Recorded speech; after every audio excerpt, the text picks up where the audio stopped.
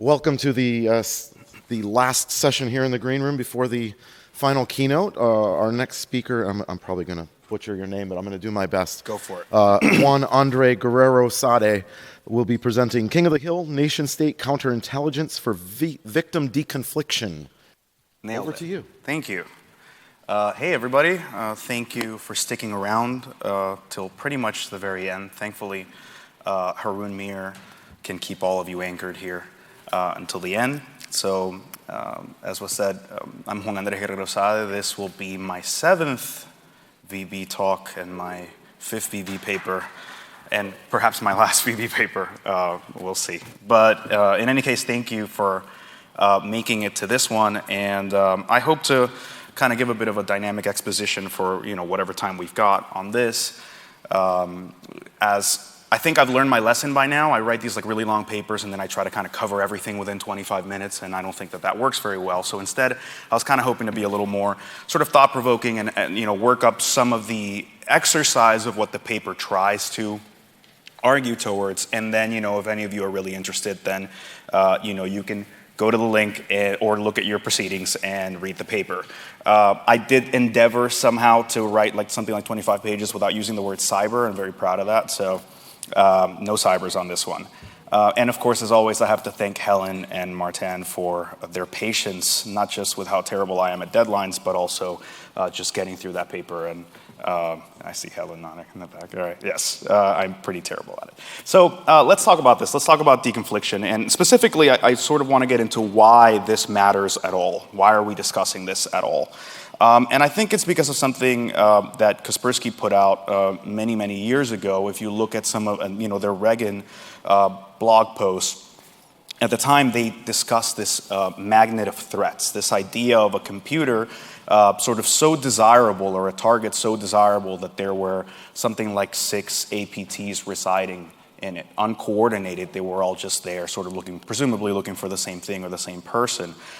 So within this one box, the notion is that we have Animal Farm, Itaduke, Reagan, Careto, Turla, and then more interestingly, and this isn't mentioned in the Reagan blog post itself, there's a question mark. There is another driver. And at the time, I suspect that, KL wasn't all that sure what it was, and this is this big question mark. Is it another Turla driver, or what might it be? And, afterwards we sort of figure out that that's actually equation. It's the first conscious citing of an equation driver anywhere. And that's an example of what I would call collateral discovery. It's the notion that on the basis perhaps of how interesting the target was, or perhaps how loud or poorly instrumented one of the other 5 actors was, this other incredibly successful, incredibly stealthy and careful actor gets rolled up into this attempt to triage all of the malware that's in this box, gets discovered, and subsequently gets something like 10 years worth of operations essentially picked up and analyzed.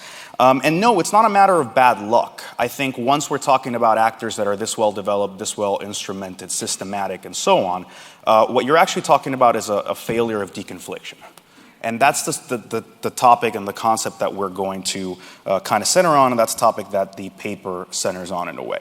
So what exactly is deconfliction? Deconfliction isn't really such a foreign term. Maybe the word itself is a little more foreign. But deconfliction is something that we sort of deal with in everyday life, and more importantly plays a really great role in how you manage things in aerospace, and more importantly in military domains. Specifically physical deconfliction, for anybody that flew here, what the FAA is doing, where they try to chart flights and make sure that 2 planes don't intersect the same point at the same time, is a matter of deconfliction. If they didn't do that, we might, not all of us might be here. Same thing whenever you're trying to figure out how you're going to manage the orbits of satellites. You don't want two low orbiting satellites to cross the same spot at the same time, as they, physics will resolve that issue very, very quickly, very easily, but also very loudly. Military deconfliction is where we start to see things get a little more complicated, right? Of course, between allies, it means, hey, if the US and the UK are working together, you don't want to accidentally bomb a spot where the UK might be, where British forces might be. as obviously that would be a very undesirable situation. That gets complicated when you start to think about, for example, proxy wars. And it's actually how the term deconfliction has come back into parlance in this day and age. Now that we're talking about Syria, you've got the US supporting certain factions and you've got Russia supporting certain factions. And even though they might not get along and they might be opposing factions, they're not trying to get into a war with each other. So how do you handle military deconfliction between people that are obviously on opposite ends but aren't trying to screw each other over at the same time? It's a very complex subject. And that's without even talking about covertness. We're not talking about intelligence agencies and things that you do without a flag on your shoulder, which is where all of this gets way, way, way more complicated. And in the fifth domain, once we're talking about digital operations and we're talking about nation-state actors, everything is handled in a sense of covertness because systems are they default into discreteness. Nobody tells us, hey, look at this computer. This computer has Itaduc, Regen, and equation. Are you sure you would like to be on this box as well? It doesn't work that way. So we're dealing, in a sense, with a deconfliction space that is, by default, discrete and covert and asymmetrically defined, problematic. So in digital operations, deconfliction means avoiding overlaps on victim boxes. And that might seem strange. How often does this really happen? But if you think about it from the perspective of espionage operations, there's only so many targets that are interesting. And a target isn't only interesting to one institution or one other person. Targets are interesting, presumably, to many other people, the same way that the magnet of threats was presumably interesting to possibly 5 or 6 different countries. And that's something to keep in mind. It means that, Martin is a very interesting target and he only has 2 devices, then we're all going to have to claw our way into the same devices or find some other way by which to spy on Martin. Again, sorry. In another sense, if we think about it from the perspective of analysts, deconfliction is essentially a measure of actor maturity. It's to say it is a perspective and strategic enough conflict where it reflects whether the actors are mature enough to be having these second-order thoughts about their operations. As an alternate narrative of what we could mean by actor maturity, I propose this, which isn't really anything all that systematic, but we could sort of divide our actors into this notion of new and over-eager. Say you're North Koreans, you're Iranians, the kind of people who go, oh my God, we've got this new toy, surely we should do anything and everything we can with it. And you do these like really stupid, loud, garrulous operations, and they're laughable and dumb, but they get attention, and that feels like a payoff for your very recent investment. Then you might consider the sort of more mission-focused, sort of short to middle-term thinking threat actors who go, oh, we really need that strategic bit of exfil at this company, and it doesn't matter how we get it, as long as we get it, that's the mission, that's what we need to accomplish, and that's what makes the investment of this operation worth it. Okay, it's a little more developed. It definitely is sort of goal-oriented, mission-oriented. Presumably, the development in the toolkit has moved towards being able to accomplish that goal. But it isn't a long-term goal per se. It isn't something that requires persistence, and it still sort of leads you to these sort of smash-and-grab operations where you're still playing cat and mouse. You're still, if we get burned, doesn't matter. We recompile, we change a little bit, we keep going. Sure. And then you have your sort of highest order threat actors, the kind of folks that are strategic, they're risk averse, they're systematic, they are procedural, they are not looking to define the engagement on the basis of what's going on in the immediacy or even in a short-term goal. They're looking to be operational for decades and possibly have multiple overlapping parallel toolkits for decades that have never been burned but continue to be outstaged, moved on, the kind of thing that we saw with the Equation Group. And others, please keep in mind, and others. But the Equation Group was definitely something very peak, and it's a great example for a lot of things. So why does that matter? I mean, obviously, this is sort of a pretentious notion of, maybe we've got this actualization of threat actors. They're developing that way. Sure, why not? But more importantly, I think as we move up the scale, we can start to understand a certain subset of threat actors in different ways. We can think of threat actors that are long-term strategic thinking, obviously defined by having established operational procedures, and they're very interested in protecting operational viability long-term. They don't want to get burned very easily. We could also think of them essentially as principled actors, actors that are actually trying to follow tenets and principles. That's one way of short-circuiting the idea of actors that follow the rule of law or have concern for guidelines and principles. And that's a way of saying, what happens with Western threat actors? What happens with actors in democratic nations that actually are concerned with oversight and are concerned with human rights and are concerned with, as Ivan was discussing, sort of the ethical quandaries that come from being a functional part of a society that has norms, but you're still trying to be operational. Sure, it seems that in cyber you have all the freedom in the world. You don't. Eventually, somebody is looking at what you do, and even if they don't, presumably some arm of your government is also looking at how you spend your money and how you do what you do. And we have seen that APT actors in certain places do seem overly concerned with abiding by laws and privacy and so on. So there's examples in the paper, you can go into it there. So why should we care about attacker principles? It is a matter of testing our ability to understand threat actors. It is a sense of, a way that we can try to understand a certain subset of threat actors. Because what's better to guide us than the tenets that they themselves admit to following? Obviously we can't surmise what all of the principles of a threat actor are, but there are some that certain threat actors have admitted to following themselves. So if you saw my last VB talk, or God forbid you read that paper, the operating thesis of this paper and this notion of sort of being able to model adversary behaviors was that adversary behaviors reflect the institutional configuration of a threat actor. What is that organization like? What are its rules? How is it subdivided? How does it decide how it's to spend its money? What does its bureaucracy look like? So on and so forth. I also think that we can invert that thesis in a sense that I did for this paper, even though we sort of focus on a very narrow concept. But that's to say, if you flip it around, institutional tenets followed by the adversary should allow us to predict and prescribe what their in the wild decision making looks like. So if we can look at them in the wild and sort of figure out what their behaviors tell us, we can figure out what they look like. But in the inverse, if we know what they care about, we should be able to figure out what they look like in the wild, right? It's a complex way of sort of describing two sides of the same coin. So Western actors have admitted for their concern or deconfliction, both in publicly available documents and also in leaked classified materials that, if we were in the US, some folks might take objection to looking at. In any case, we know that they care about deconfliction, and of course they do, and they should. We already saw the case of Collateral Discovery. More importantly, deconfliction has always been a problem in law enforcement engagements for time immemorial. It's a pretty complex situation to try to figure out, if the DEA or if the FBI or local police or whomever, who is going to take over a case and how are they going to manage their resources. So in fifth domain operations, we of course see the issues with deconfliction.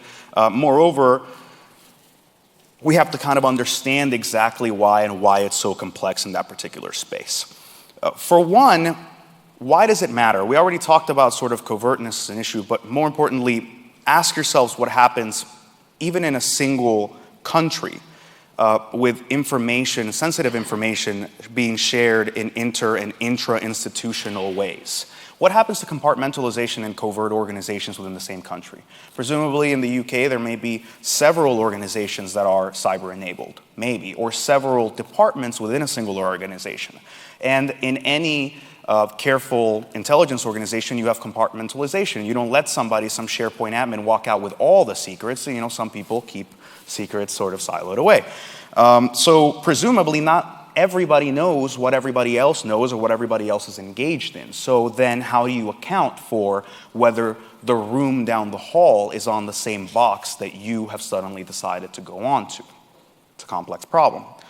Similarly, there's this sort of adversarial information asymmetry. We don't know what boxes the Russians are on. We want to be on these boxes. Maybe they're on the boxes as well. It's a complex problem. And there's default discreteness, which I alluded to before, which is, systems have been designed in a way where we're trying to hide more and more of the nitty-gritty operations of a computer from the users so that it's friendlier to them. But it also means that computers do a million things in a second and no one knows what they are, which is what allows so many, viruses and programs and so on to be doing things that we don't want them to do or might not want them to do or are definitely not aware that they're doing. These issues should be particularly familiar to us in the antivirus space. These are essentially the defining problems of the AV space. They are fighting default discreteness, figuring out what these universal machines are doing at any given moment, and only stopping the things that are undesirable, but not getting in the way of the things that are desirable. That's the problem that the antivirus industry has been dealing with for 20 years, and presumably it's the same problem that threat actors are now dealing with or have been dealing with for the past decade or so as this space gets more and more overpopulated with threat actors. So how do you avoid overlaps when you don't know if a box is infected? Essentially, you get into a situation where threat actors require cyber situational awareness, which is also another way of saying that attackers also require threat intelligence. And in that same sort of ironic spell, it also means threat actors essentially ultimately require something like antivirus-like procedures in the boxes that they're going onto. And it's something that we go on to see. It's evidence in multiple leaks. For example, things like replicant farm, which you can see in some of the leaked slides from CSEC. I would, of course, never make you look at classified materials without your consent. But without offending anybody and sort of these things, you can go find them yourself. You can also look at something like territorial dispute, which I've spoken a lot about recently, and I think is particularly interesting. Boldazar Banksath, or Boldy, our beloved Boldy, from Crisis Lab, and of course the folks at Great have done amazing work on territorial dispute. I've also spent a great deal of time trying to figure out what some of the missing signatures are. For those of you who might not know, these are basically some outdated signatures that were being used by certain aspects of equation group tooling to figure out if there were other malicious tools or even suspicious tools within victim boxes. And that's important. They were within victim boxes. They had already infected a target and they were testing the ground to see, is Turla here? Is there a Stuxnet infection in here already?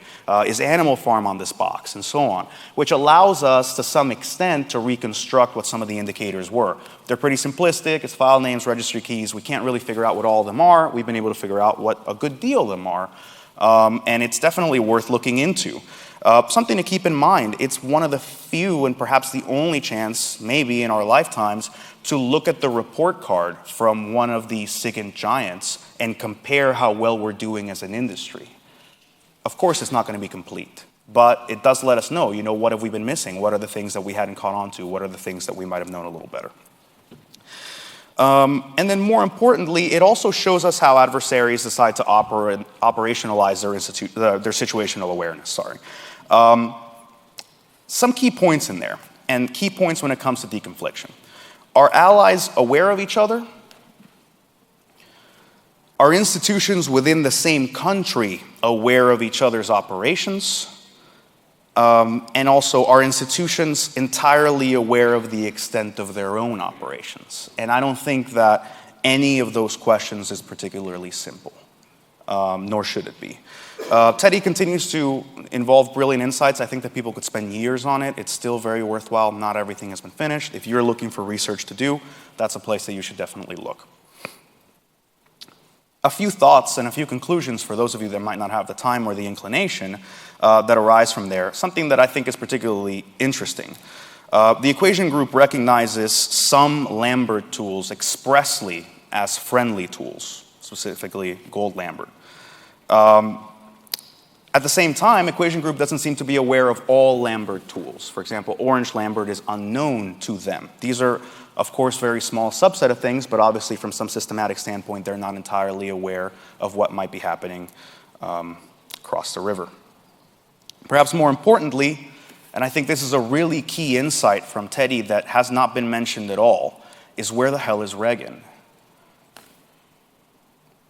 They're aware of so many things. I don't think that it was a matter of not knowing. I think it's a matter of compartmentalization, and I think that that's a brilliant thing to consider when it comes to some of these institutional dynamics.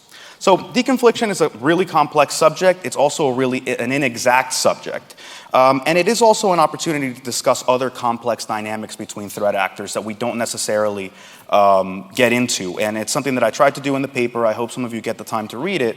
And then one of the finer distinctions there that I was hoping to highlight and nail into people's heads who might be really interested in tracking threat actors and how we're doing in threat intelligence is that of coordinated equities. The notion of equities has sort of entered public discourse with the vulnerability equities process, but that is a very specific subset of equities. That's specifically discussing vulnerabilities and exploits and what some of these particular subset of tools might be. But the notion of equities is way broader than that. It actually is a matter of sort of a broad term for discussing things like tools and operational means writ large. And I think that we should embrace that term and that sort of broader way of discussing everything that is involved in a campaign or everything that is involved in a certain threat actor's way of going about things. And I think it's important because it plays a role in how we handle the notion of coordinating allied operations when it comes to deconfliction. What's the best way to keep allies from stepping over each other in areas of shared concern? Well, you can think about having shared intelligence sharing programs and intelligence sharing platforms, and maybe we'll all kumbaya our way to like IOCs just being handed over to everybody else, and everyone will be friends and everything will be good. Or you can assume that everyone's going to act in ways that don't work and that sort of step over each other.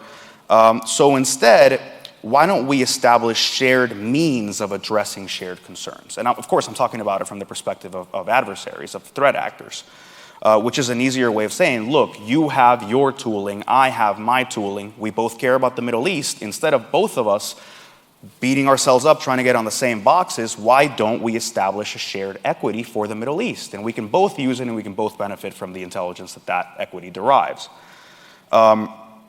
I think that this is an important concept specifically because it might be the key to breaking this unitary equivalence between toolkits and actors and institutions and countries. And it's something that we have inadvertently put ourselves into, where even when we don't mean to, and even when we're not doing spectacular attribution a la Sandcat, we still end up thinking about threat actors equivalent to countries, threat actors equivalent to organizations. And it leads us to a series of oversimplifications that almost always mislead analysts. And this is a fringe case, this is an edge case that I think has not been discussed at all, which is to say what happens, how do we account for the dynamic ownership of a toolkit? What happens to a toolkit that might be handed off to somebody else? How do we account for the dynamic composition of a threat actor? What happens when you have an intelligence sharing alliance that today is the UK and France, but tomorrow might be France and Spain, and they use that equity? To us, it's going to be the same malware. Presumably, the operations might switch up a little bit, but we don't get a telltale sign saying, hey, keep your eyes on this space, something has changed. It doesn't really work that way. So how do we handle the concept of intelligence sharing alliances? And once again, I think it's a particularly important concept when it comes to Reagan, but also to other, I know people didn't necessarily like this term, but super threat actors. What happens with multinational coordinated efforts to handle equities? And more importantly, to what extent can we accurately describe these assigned platforms? To what extent can we accurately describe the dynamics between the victims and these sort of things? I mean, there was a Belgacom joke the other day. I think that, I mean, at the risk of sort of stepping over myself here and saying something inappropriate, but I think that to some extent, a single country might end up taking a whole lot of blame for something that falls under a shared platform. And it's not something that we discuss with that level of nuance most of the time, and I think that there's been a stiff upper lip about sort of handling that thing. But it's almost unfair from the perspective of analysts of understanding, there are definitely a lot more hands sort of pulling the strings when it comes to some of these operations. And if we want to understand this better, I think we need to do away with some of our simpler concepts. So are we ready to describe possible changes of ownership of these platforms? And I think that if we can acknowledge this blind spot in threat intelligence epistemology, what other corollaries are we missing in that process? If we sort of let those blinders go, what else might we understand about where these equities are coming from, and who ultimately would be the digital quartermasters that are setting some of these things up? And hopefully, how do we hunt them? So with that, no cybers with the Z and all caps. Apparently the caps are important. And hopefully I left a minute or two for questions, and thank you so much to everybody.